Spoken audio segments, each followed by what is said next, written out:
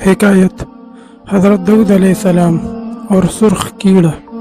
حضرت داؤد علیہ السلام اللہ تعالیٰ کے برگزیدہ نبی تھے جنہیں اللہ نے زبور جیسا مقدس صحیفہ عطا فرمایا تھا۔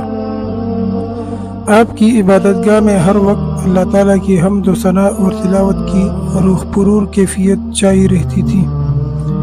ایک دن آپ عبادت میں مصروف تھے اور دل جمعی سے زبور کی تلاوت فرما رہے تھے کہ آپ کی نظر مٹی میں رینگتے ایک چھوٹے سے سرخ کیڑے پر پڑی۔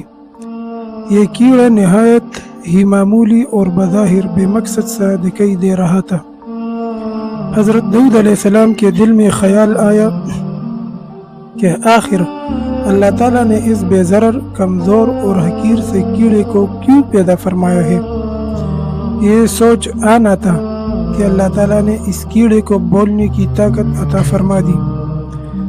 اللہ تعالیٰ نے اپنی قدرت سے مٹی کے اس کیڑے کو زبان دی تاکہ وہ اپنے خالق کی حکمت اور داؤد علیہ السلام کی سوچ پر روشنی ڈالے۔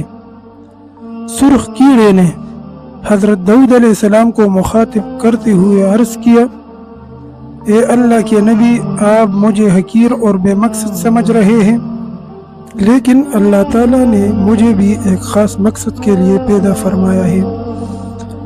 میرے دن کا مقصد یہ ہے کہ میں دن کے وقت 1000 مرتبہ یہ کلمات پڑھتا ہوں، سبحان اللہ والحمد للہ ولا الہ الا اللہ واللہ اکبر، اور میری رات یہ ہے کہ میں رات کے وقت 1000 مرتبہ درود شریف پڑھتا ہوں، اللہم صلی علی محمد نبی الامی وعلی آلہ وصحبہ وسلم۔ کیڑے نے کہا، اے داؤد علیہ السلام، اللہ نے میرے دل میں یہ بات ڈال دی ہے اور میرے لیے یہ ورد مقرر فرما دیا ہے۔ اب آپ ہی بتائے، کیا میں بھی کسی علم اور فائدے کے قابل نہیں ہوں؟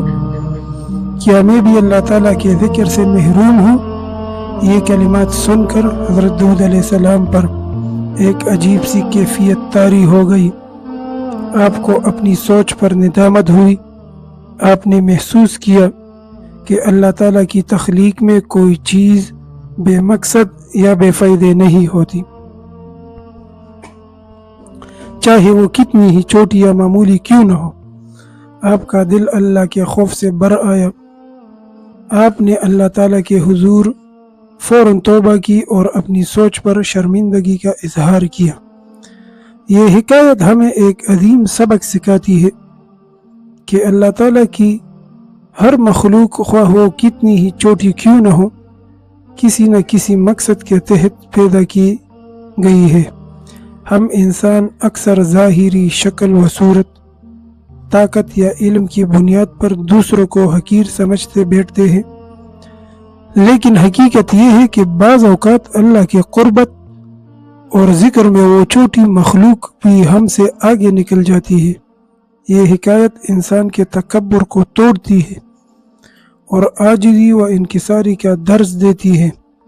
حضرت داؤد علیہ السلام جیسے جلیل القدر نبی بھی اگر ایک کیڑے کے ذکر سے سیکھ سکتے ہیں تو ہمیں بھی چاہیے کہ ہم ہر شے میں اللہ تعالیٰ کی حکمت تلاش کریں اور کبھی کسی کو کمتر نہ سمجھیں۔ اگر ویڈیو اچھی لگی تو چینل کو سبسکرائب کریں اور ویڈیو کو شیئر کریں۔